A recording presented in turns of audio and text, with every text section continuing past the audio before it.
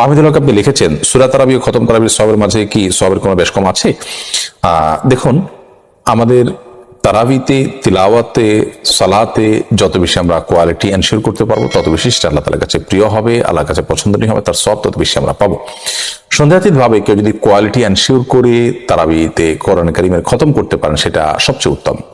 কিন্তু যদি কেউ তারাবিতে কোরআন কারীমের খতম করতে গিয়ে এত তাড়াহুড়ো করেন, এত হুলস্থুল করেন এবং এত দ্রুত তেলাওয়াত করেন যে তার তিলাওয়াতের কোনো শব্দ বোঝা না যায়, অস্পষ্ট হয়, কোরআনের হক নষ্ট হয়, তাহলে সেই খতম তারাবির চাইতে ধীরে ধীরে সুস্থভাবে, ঠান্ডাভাবে, শান্তশিষ্টভাবে এবং আপনার স্পষ্টভাবে মহব্বতের সাথে তেলাওয়াত করে আপনার কোয়ালিটি এনশিওর করে যদি তারাবি আদায় করা হয় সেটা অনেক উত্তম। অর্থাৎ কোয়ান্টিটি নয়, কোয়ালিটিটা মুখ্য।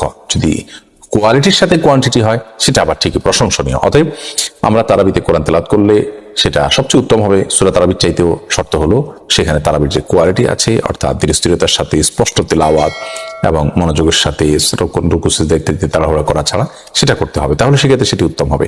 এটা যদি না হয় তাহলে সেক্ষেত্রে সূরা তারাবিতে যদি ধীরস্থিরতা অবলম্বন করা হয় সেটা খতম তারাবির চাইতে উত্তম হতে পারে। তাহলে মূল বিষয়টা হলো কোয়ালিটি। মুজিবুল হক আপনি লিখেছেন রাতের কোন সময় পর্যন্ত তারাবি পড়া যায়?